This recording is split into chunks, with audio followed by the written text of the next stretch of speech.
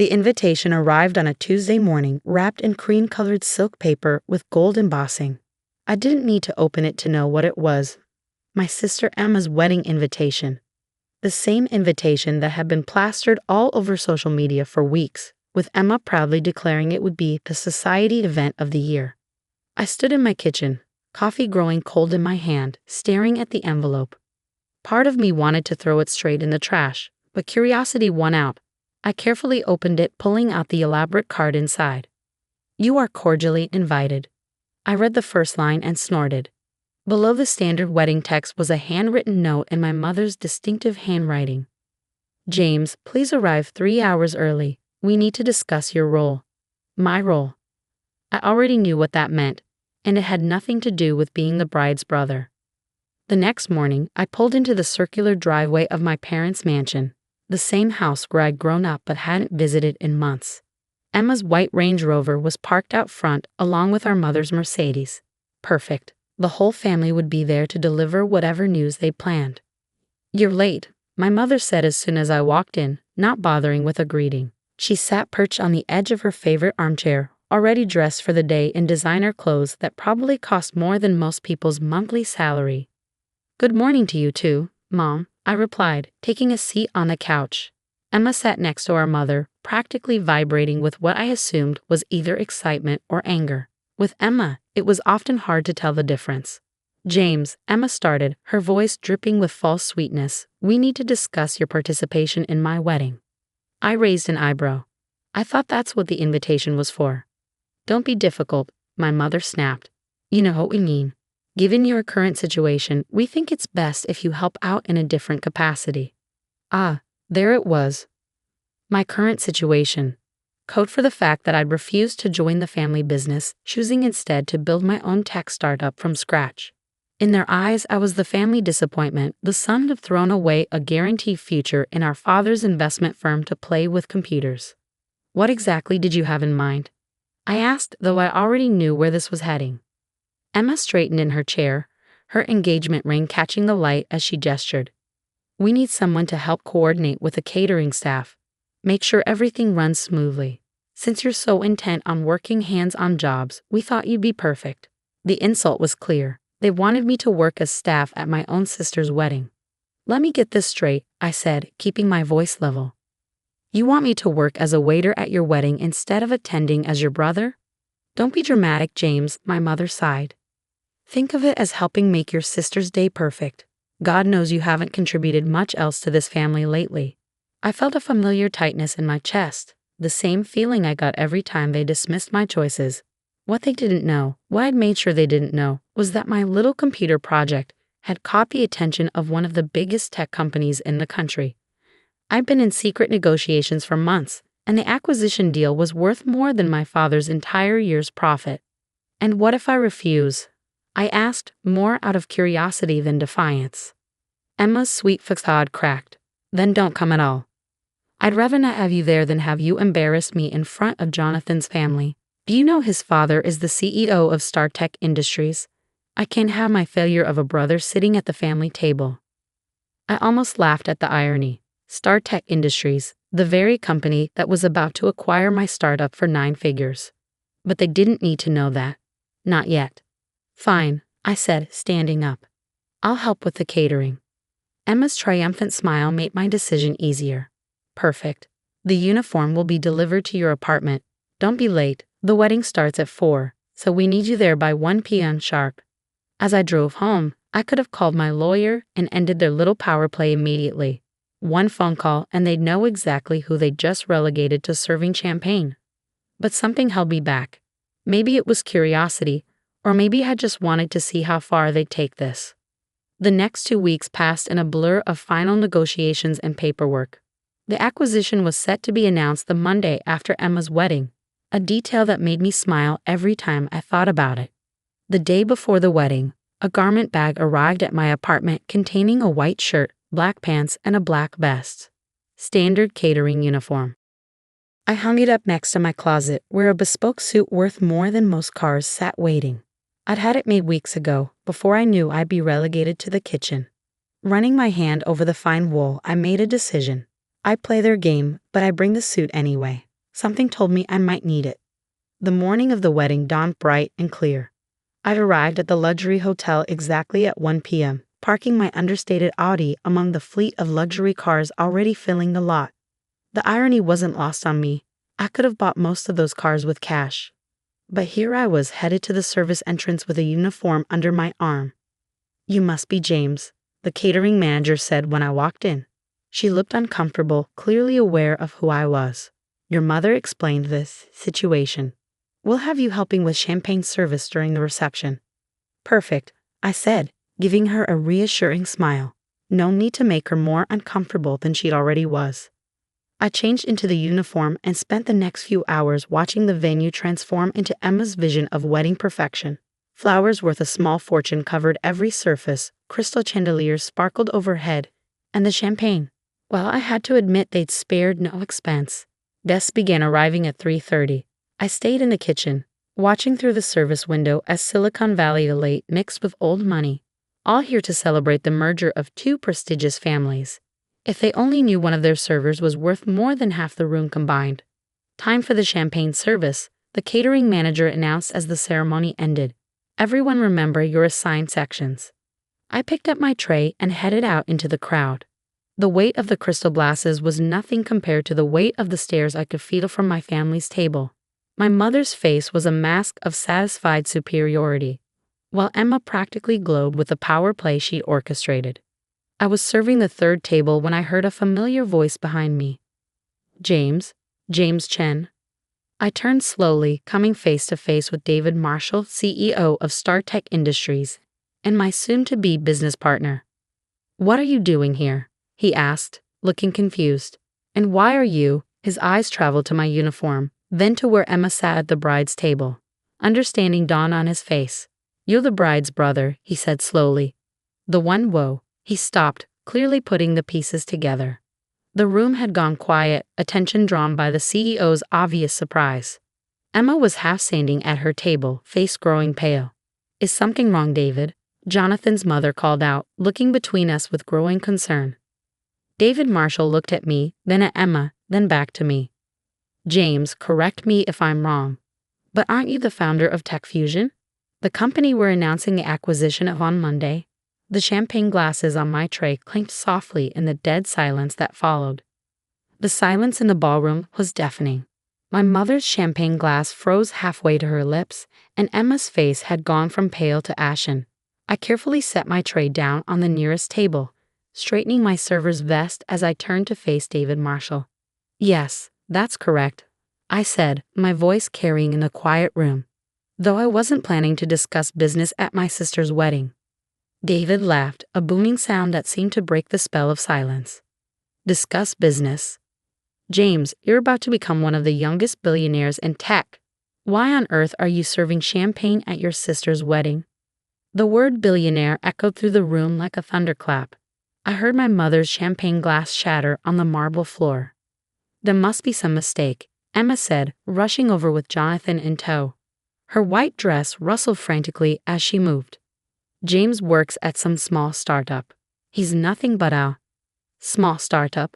David interrupted, his eyebrows shooting up. "Tech Fusion's revolutionary AI platform is about to transform the entire industry. That's why StarTech is acquiring it for $4.2 billion. He turned to Jonathan, his son. "Didn't you mention this at home?" "I've been talking about this deal for months." Jonathan looked as shocked as everyone else. You never mentioned the founder's name, Dad." "I had no idea." "Well, this is awkward," David said, looking around at the stunned faces. "I assumed everyone knew, given that..." He gestured between Emma and me, clearly uncomfortable. I almost felt sorry for him. Almost. "It's fine, David," I said smoothly. "My family and I have different views on success. They preferred I help with the catering today." Emma made a strangled sound. "James, we didn't know." "Clearly," I replied, my voice cool. "Now, if you'll excuse me, I should get back to my duties. There are still 3 tables that need champagne."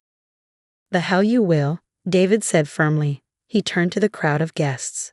"Ladies and gentlemen, I'd like to introduce you to James Chen, founder and CEO of Tech Fusion, and one of the most brilliant minds in artificial intelligence, and apparently the the bride's brother. The whispers started immediately. I could see phones coming out, people quickly Googling my name and company. My mother had sunk into her chair, her face a mask of horror. James, my father spoke for the first time, standing up from his table. "Son, why didn't you tell us?" "Would it have mattered?" I asked quietly. "When I tried to explain my work 3 years ago, you called it a waste of time. When I needed seed funding, you told me to stop playing with computers and get a real job. When I moved out of the family estate to be closer to my office, he said I was throwing my life away." I straightened my shoulders. "So no, I didn't tell you. I didn't tell any of you." Emma stepped forward, her perfect makeup starting to smear from tears. But you let us treat you like what, Emma?" I asked. "Like staff? Like someone beneath you?" "Yes, I did. Because I wanted to see if any of you would stand up for me, family fortune or not." Clearly, I got my answer. David cleared his throat. "James, there's a spare suit in my car. My driver can get it for you. Please join us at the table." I smiled but shook my head. "Thank you, David, but I actually brought my own." I turned to the catering manager who had been watching the scene unfold. "Would you mind if I took a brief break to change?" She nodded quickly, probably grateful for any excuse to escape the tension in the room. "Perfect," I said. "I'll be right back." As I walked toward the service area where I'd stored my suit, I heard the explosion of conversation behind me.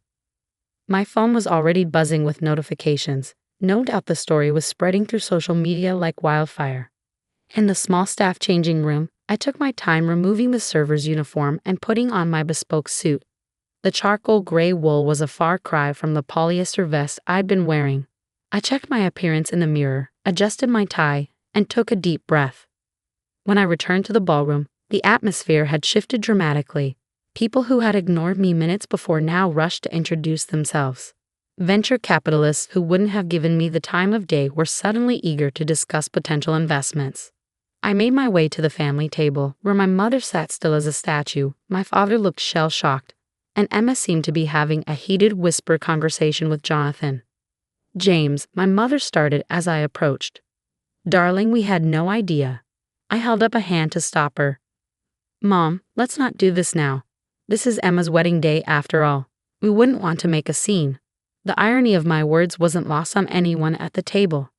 David appeared at my side, champagne in hand, the expensive kind that had been reserved for the special guests. "Here," he said, handing me the glass. "I think you deserve this more than anyone." I accepted the glass with a nod of thanks. "To the happy couple," I said, raising it slightly. Emma burst into tears and rushed from the table, her wedding dress swishing behind her. Jonathan looked torn between following his bride and staying to damage control the situation with his father. "Go," I told him. "She's your wife. She needs you." He gave me a grateful look and hurried after Emma. "Well," David said, taking a seat next to me, "this is certainly not how I expected to announce our partnership." I couldn't help but laugh. "Life has a funny way of working out, doesn't it?" "That it does," he agreed. "Though I have to ask, why didn't you say anything when you found out Jonathan was my son?" I shrugged. It wasn't relevant to our deal. I wanted StarTech to acquire Tech Fusion because it was the right move for both companies, not because of any family connections. David nodded approvingly. "That's exactly why you're going to do incredibly well in this industry." He glanced at my still shocked parents. "Though I have to admit, I'm curious about one thing." "Just one?" I asked, raising an eyebrow. "Why did you go along with—" He gestured at the server's uniform hanging in the staff area. "All of this? You could have stopped it at any time." I took a sip of champagne, considering my answer. The truth was, I'd been asking myself the same question all day. "I guess I needed to know," I said finally. I needed to see if anything had changed, if they had changed. I looked around the grand ballroom, at the faces that now watched me with calculating interest. Money changes how people treat you, David, but it doesn't change who they are. The rest of the wedding reception passed in a blur of forced smiles and awkward conversations. Emma eventually returned, her makeup freshly fixed, but her eyes still red. She spent the remainder of her wedding reception shooting glances at me between greeting guests, her perfect day thoroughly derailed by the revelation of her brother's success. I stayed at the family table, now seated in a place of honor next to David Marshall, quietly observing the shifting dynamics around me. It was fascinating how quickly people's attitudes had changed. The same relatives who had smirked at my catering job earlier were now falling over themselves to mention our childhood connections.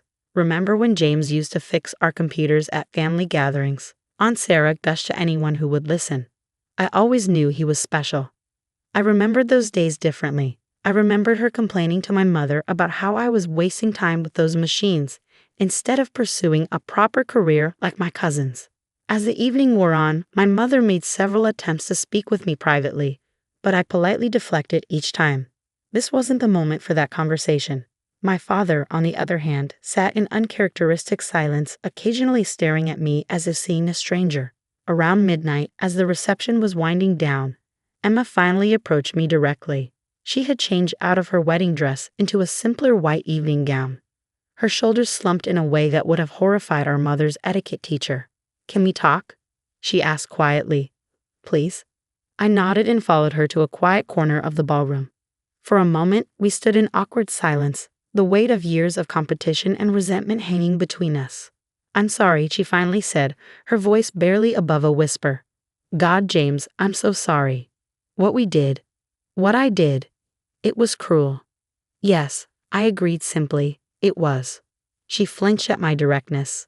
I thought you were throwing your life away. Everyone said you were just playing around with computers, avoiding real responsibility. I thought," she trailed off, looking lost. "You thought what, Emma? That humiliating me at your wedding would somehow fix me, make me conform to what you and our parents wanted?" "No. Well, maybe. I don't know anymore." She wrapped her arms around herself. "When Mr. Marshall said you were worth billions, I thought I was going to be sick. Not because of the money, but because I realized how horrible we've been to you. All this time, you were building something amazing, and we were too busy judging you to even notice." I studied my sister's face, seeing real regret there for the first time in years. "You know what's ironic?" I said. "If any of you had bothered to actually ask about my work, to show even a moment of genuine interest, I would have told you everything. I wanted to share my success with my family, but you were all so convinced I was a failure that you never even gave me the chance." "I know that now," she said, tears forming in her eyes again. "Can you ever forgive me?" I was quiet for a long moment, considering her question. "I don't know, Emma. Forgiveness isn't something you earn in one conversation. It takes time, and more importantly, it takes change. Real change, not just regret because you found out I'm rich." She nodded, wiping at her eyes. "I understand. But, can we try? To start over, I mean." "We can try," I agreed.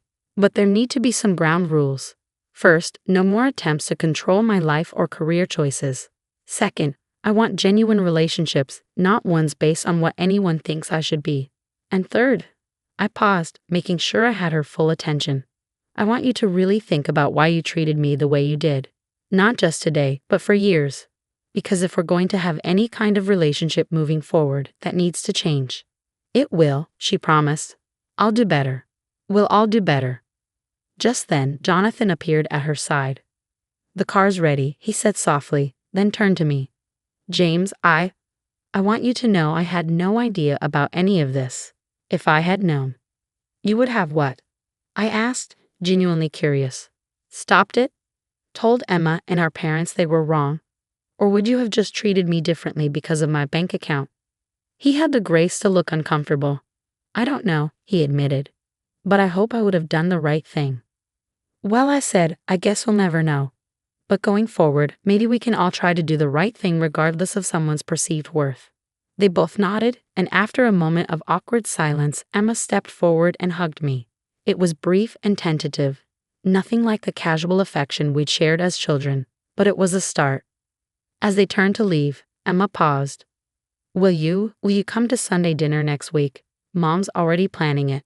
She wants to make your favorite dessert." I couldn't help but laugh. Of course she is. Tell her I'll think about it.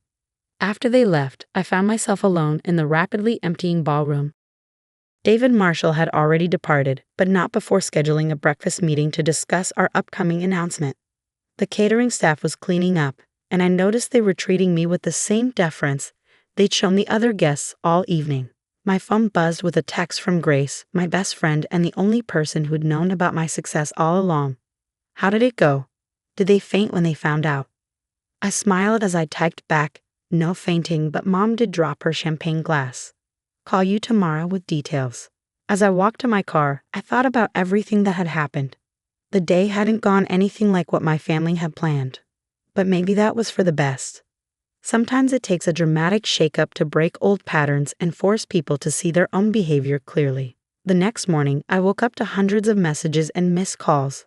But I ignored them all in favor of making my usual morning coffee and sitting on my balcony.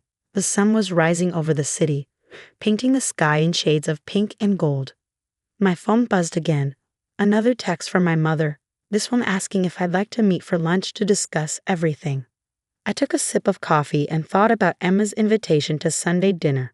Part of me wanted to decline to make them work harder for forgiveness. But another part remembered the genuine regret in Emma's eyes, the shock on my father's face, the way my mother's hands had trembled when she tried to speak to me later in the evening. Maybe it was worth giving them a chance to prove they could change. Not for the billions or the business success, but for the relationship we might have had all along if they just accepted me for who I was. I picked up my phone and typed a reply to my mother. Not lunch, but I'll think about Sunday dinner, on one condition. We talk about who we are, not what we're worth. Her response came immediately. Anything you want, sweetheart. We have so much to make up for. I set the phone down and looked out over the city again. The truth was, I didn't need their approval anymore. I'd built my success without it, proven myself without their support. But maybe, just maybe, we could build something new from the ashes of yesterday's revelations. Not the relationship they tried to force, but something authentic, based on who we really were rather than who they thought we should be. As I finished my coffee and prepared for my breakfast meeting with David, I couldn't help but smile at the irony of it all. Sometimes the best revenge isn't about getting even or proving people wrong. Sometimes it's about standing firm in who you are and letting others realize their own mistakes. My phone buzzed one final time, a message from Emma.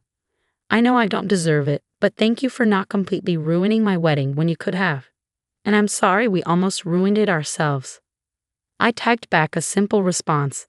That's what family is supposed to be about, isn't it? Even when we mess up. Because in the end, that's what this was all about. Not the money, not the success, not even the vindication. It was about family, the ones we're born with and the ones we choose to become. And maybe, just maybe, my family would finally choose to become something better.